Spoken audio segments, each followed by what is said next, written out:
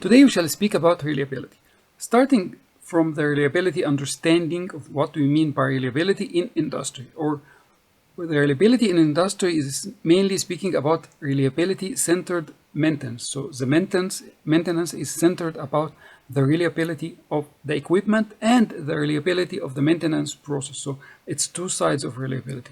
We are going to speak about the synonyms of the reliability and the impressions or the perceptions we have about the reliability, because the problem is that reliability is one of the words that is available in our daily life. It's not only inside the maintenance field. When you have expressions related only to the maintenance field, then you can relate only to these expressions, or you can understand them only as a industry means them.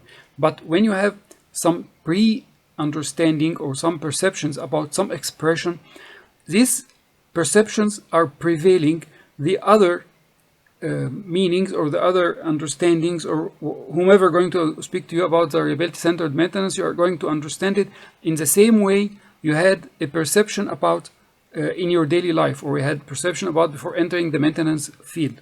Okay, so now we are going to understand about what do reliability mean. Actually, reliability in its basic meaning as in life, and it's equally in maintenance, but it's a little bit different when we speak about reliability in maintenance and we speak it in life. When we speak about something reliable, this means that something trustworthy.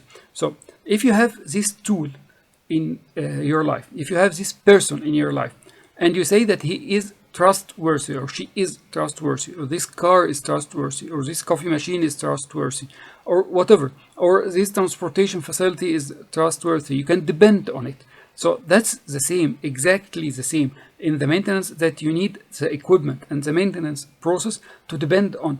But there's one side, very important when we speak about the reliability-centered maintenance, which is the cost. So this maintenance you are doing, this maintenance activity you are doing, should be bringing the equipment to a dependable phase, or bringing the maintenance process to a dependable phase. So you can depend on it, you can trust the maintenance process, and you can trust the equipment after doing this maintenance activity. But at the same time, this maintenance activity should be feasible. Feasible means should be cost effective. So if the cost of the maintenance activities that I'm doing is higher than the cost of the maintenance, so it is not it's not a feasible maintenance activity, and it cannot be considered part of the reliability-centered maintenance. Reliability-centered maintenance is the maintenance that is running around reliable equipment and reliable maintenance process. The main part of the reliable maintenance process, that we don't do maintenance activities that we don't need. We don't do it just because in case. We don't do it just because nobody will say that I'm not doing the needful maintenance. But take care that in some countries, in some systems, some governments, some regulations tells that for this equipment you should do this maintenance activity with this frequency. Usually this information is stemming from accidents or previous accidents, and the people in these previous accidents usually relate to these accidents, and let's just say they put more emphasizing on doing more precise or more frequent activities than actually needed based on accident that happened there, an accident and happened in this factory, some death, some fatality, some whatever, some injuries happened in this factory, and then the regulations the regulations turn to be more strict, and when the regulations turn to be more strict, then they ask you to do more activities, even if it is not actually needed based on your analysis or understanding. So when it is regulatory activities, you should do it, okay? But when it is a regulatory activity, you should study it based on the reliability-centered maintenance, okay? So as we said, the usual or the normal or the default understanding of maintenance, that it is trustworthy process or trustworthy activity. But what does it mean to be a trustworthy? It means that it should be cost effective and at the same time doing what is needed. So what is maintenance in the beginning? So maintenance simply started being a reactive process. So when some equipment fails, we return it to operation, and we are very trustworthy maintenance team if we manage to return the equipment into operation in a very simple way or in a very fast way. So that's how the maintenance started. After that, there was some scheduled maintenance, or let's say preventive maintenance. So I do some actions to prevent the failure or the stoppage of the equipment itself. This preventive maintenance in itself is great, but actually after some time or after some years, it turned to be that some activities I'm doing it's not needed, and some activities are very costly and they are not needed at this frequent. It's better to change the part maybe than maintaining the part or something like that.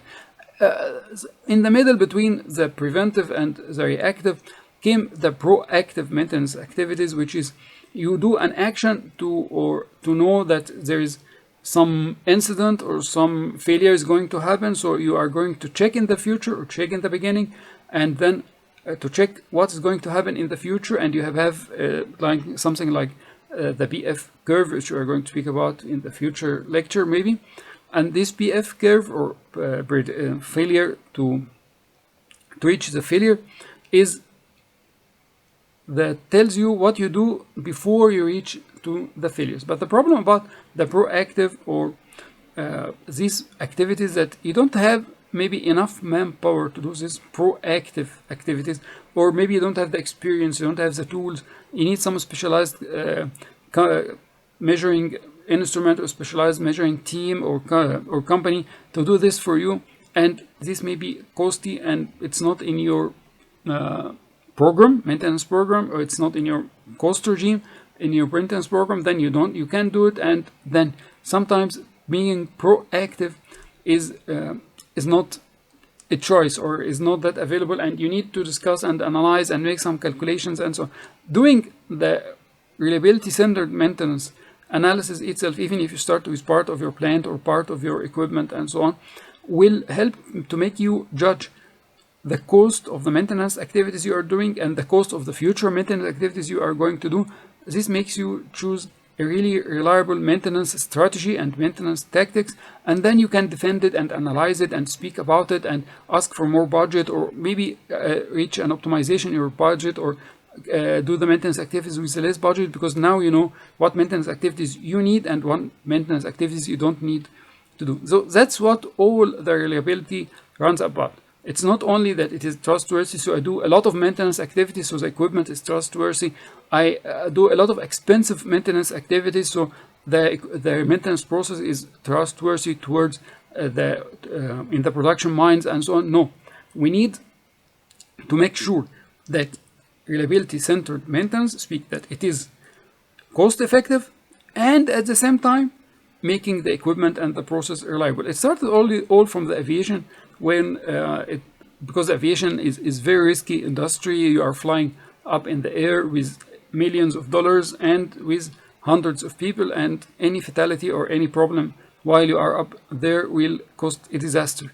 And therefore, before the 1970s, the cost of maintenance in the flight industry or in the aviation industry was very high, because they need to change many parts and they need to do a lot of activities to the airplanes. So it was not taking enough time between the maintenance and the operations and so on. So the maintenance was taking very long time from the operations, and it was very cost effective. And if the aviation industry is going to continue like this, it will not have reached to this widespread and the easy life we are living now. At the same time, it's very costly, and at the same time, it didn't stop the accidents. So we need to do something different.